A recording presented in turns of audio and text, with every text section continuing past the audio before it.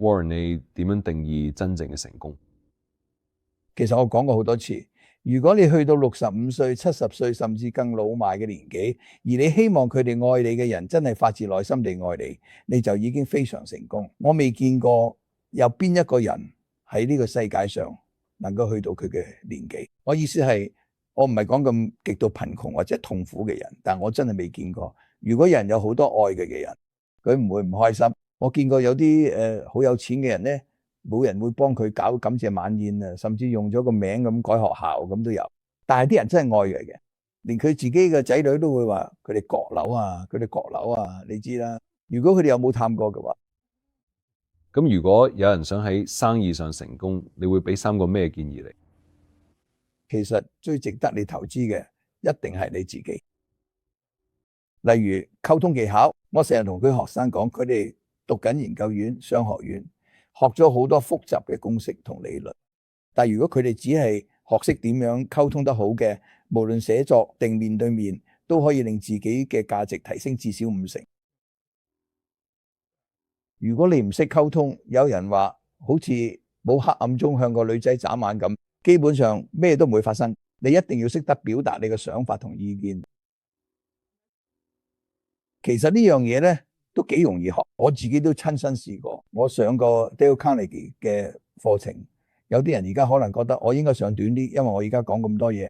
但呢樣嘢咧就係極之重要嘅一點。如果你投資佢自己身上，冇人可以攞走你啲嘢。第二樣嘢，雖然我自己未必做得好，所以有啲人會批評我，但係我都會同佢學生講，如果我送架車俾你，呢架車就會係你一生人唯一一架車。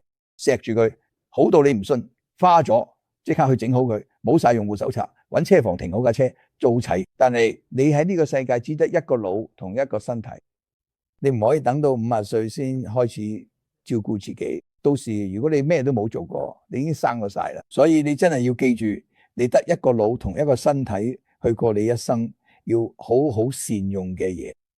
啲人生有咩建議？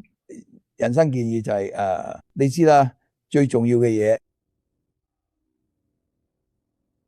除咗我頭先講過嗰啲嘢，其實就係你同邊啲人一齊，你要同佢比你好嘅人一齊。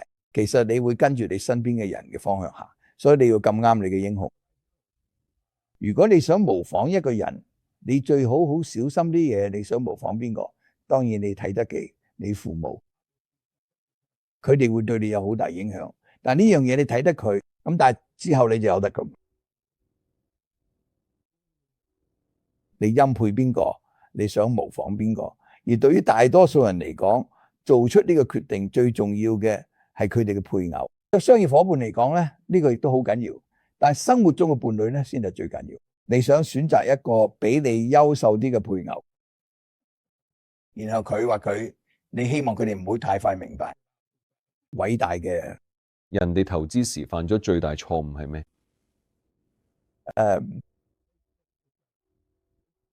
佢哋只係唔明白，其實你只需要喺美國各地買入，然之後永遠唔好聽我呢啲人講嘅唔好嘅報紙，之後佢都唔使做。佢哋覺得因為你可以買埋，所以就應該買埋。你買咗一塊農地，你買咗一棟公寓樓，你唔可以聽日就賣翻出去，而且你都知道搬嚟搬去都成本。而家你有樣嘢係即刻俾你嘅，就係流動性，你知啦，係即時嘅，你可以賣出。而做呢件事嘅成本只係幾毫子，你知啦。對比其他投資活動嚟講，咁所以因為佢哋可以咁容易啲走嘅走去，佢哋就真係會咁做。但係走嘅走去其實唔代表比投資更聰明。你有個幾有趣嘅早晨習慣，關於你早餐食咩，同埋你覺得自己幾咁富有，嗰個係咩嚟嘅？我而家其實會叫人去麥當勞，通常係幫我買啲啦，翻嚟食。自從我之前講過自己喺麥當勞嘅習慣之後有啲曝光，我而家就叫人喺公司入邊幫我買。不過其實都係為咗娛樂效果啫。我其實真係食自己中意食嘅嘢。如果我6歲生日會嗰陣時中意食熱狗同漢堡包，再加可樂同朱古力雪糕，我而家都仲係中意食。之後發生咩事我都唔在乎。我6歲嗰陣已經發現晒所有我中意嘅嘢。如果有人睇我20歲嗰陣同我講話俾我聽，你可以多活1年，即係唔係活到88歲，而係89歲。前提係你淨係可以食西蘭花、椰菜仔、洋葱，同埋咁我啱啱講過嘅嘢，我都會話不如唔要最後嗰1年啦。反正最後嗰年都未必有咩特別好，你明唔明啊？所以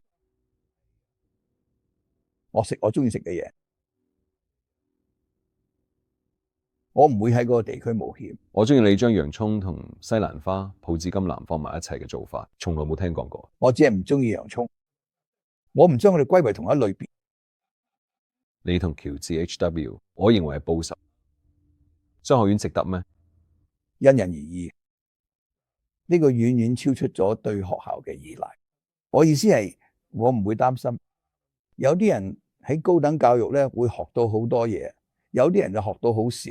其實我都唔覺得每個人都一定要讀大學，我哋有好多份年薪7萬8萬蚊嘅工，其實大學嘅訓練都冇乜太大嘅用處。其實我自己都唔係好想去讀大學，因為我覺得可能唔係最適合我哋老係啊。我老豆都係氹住我去讀嘅，咁基本上叫我做咩我都會做。如果嗰陣時有 SAT 考試，佢都會幫我考埋，因為我真係我知道我可以玩得好開心。而且我又非常中意投資，但我又唔覺得自己真係會完完整整咁冇晒所有嘅書。所以你知啦，讀4年大學嘅書係一個非常之大嘅承諾，加埋高昂嘅學費，可能仲要借貸咁多啲。我覺得要攞你人生有咩真正嘅興趣，我唔覺得大學教育係啱晒所有人。雖然對好多人嚟講都係啱嘅，但係你要讀書應該要有一個明確嘅原因。我自己就真係揾唔到任何原因，最後都係迫於無奈之下先去讀嘅。你最中意嘅歌曲係咩？毫無疑問，呢個係我嘅方式。咁電影呢？最中意嘅電影？我中意《桂河大橋》，因為佢有好多教訓，而且你知道佢真係非常係令人着迷，曲調亦都好動聽，係啊，係非常之。但你知道咧，呢個故事嘅結局就好似係生命嘅成個故事咁。佢創建咗鐵路，你知道嗎？佢真係希望敵人闖入嚟咩？知道咗。最中意嘅書，我最中意嘅投資書籍咧，對我嘅生活影響最大嘅書籍咧，係本傑明格雷厄姆嘅《聰明嘅投資者》。我知道你會咁講。最中意嘅電視節目，可能係咁。內布拉斯加州將會喺某場大型碗賽裏邊獲勝。最後呢，你個銀包入邊通常帶嚟咩？同埋你平時會帶幾多錢出街？我大概會帶可能400蚊到啦。其實我老婆咧中意用現金，所以我間中咧就會拎一大疊現金翻屋企。之後咧佢就會分咗俾我，佢會睇下我個銀包，睇下佢100蚊紙用晒未，見咗晒就塞翻幾張入去。其實幾簡單啫。嘅信用卡咧，我有張美國運通卡，1964年嚟嘅，但係我98%時間都係用現金俾錢嘅。如果我去餐廳，我一定用現金俾錢，咁簡單嘅。華倫巴菲特，多謝你。